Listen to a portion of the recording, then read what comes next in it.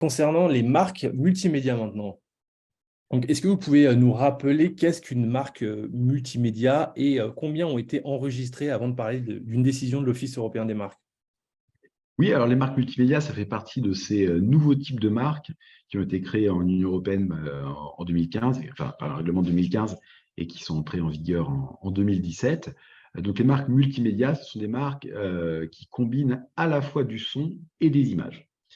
Donc depuis 2017, donc c'est possible de les enregistrer au sein de l'Union européenne. Le succès n'est pas vraiment au rendez-vous, hein. J'ai regardé hier sur le site de l'UIPO, il y a 83 marques multimédia qui ont été déposées en presque 6 ans, dont 65 ont été enregistrées, donc c'est un succès très limité, on va dire.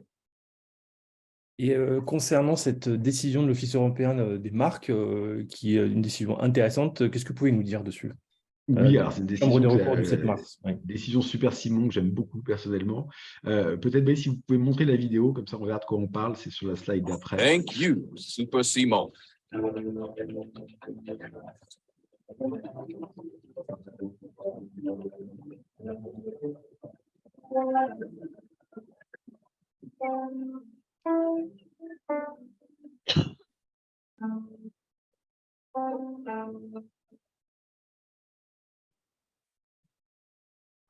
Voilà, donc cette marque multimédia, vous voyez, il y a du son et des images.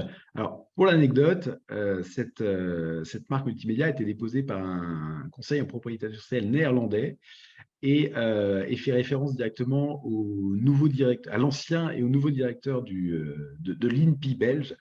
Je ne sais plus exactement qui il s'appelle, mais l'ancien directeur s'appelait Simon, je ne me rappelle plus son nom, et le nouveau s'appelle Olaf Gustafsson.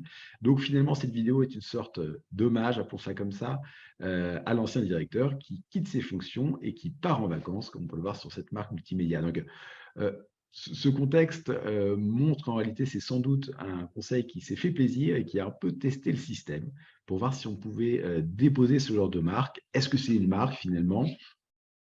Bon, alors ce qui est intéressant dans cette décision, c'est que l'examinateur, en première instance, a rejeté la marque en disant bah, cette marque n'est pas une marque, c'est-à-dire que le consommateur qui voit cette petite vidéo n'identifie pas cette vidéo comme étant une marque, mais plutôt comme un clip publicitaire.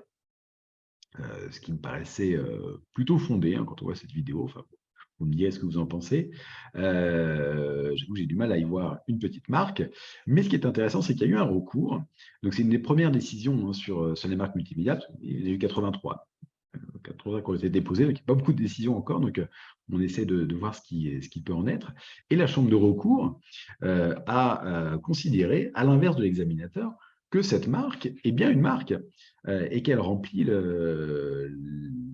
elle remplit les conditions de distinctivité et qu'elle sera perçue, qu'elle pourrait être perçue en tout cas, par les consommateurs comme une indication de l'origine commerciale des produits et des services. Alors les produits et les services, en l'espèce, c'était des livres, du vin et des services de divertissement.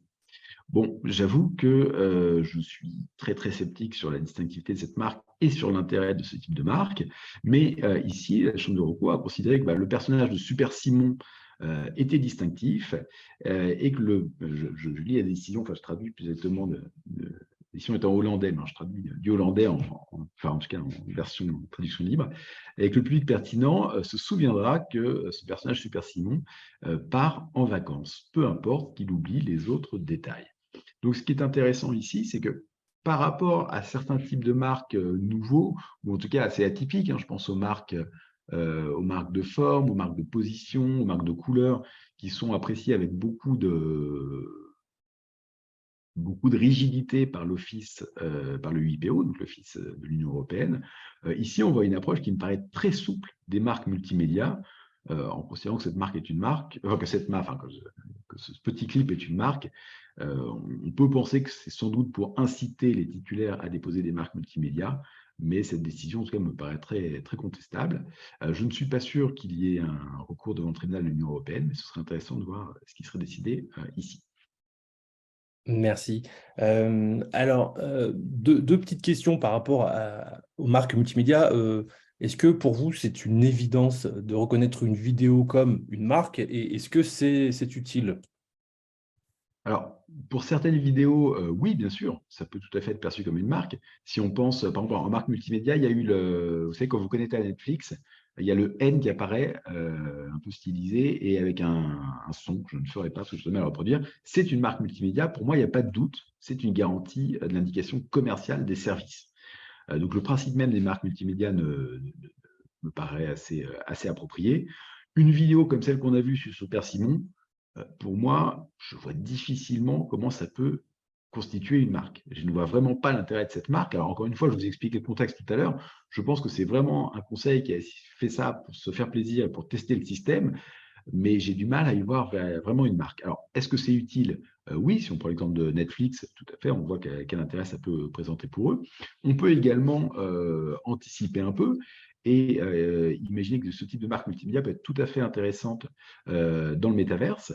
Par exemple, aujourd'hui, des marques comme les magasins Apple sont protégés, enfin les magasins Apple, l'agencement des magasins Apple sont protégés par des marques figuratives, par des reproductions statiques des magasins. Et on pourrait tout à fait imaginer demain une marque multimédia où on voit un avatar qui rentre dans un magasin Apple et qui fait le tour du magasin Apple avec éventuellement du son. Ça pourrait avoir un intérêt.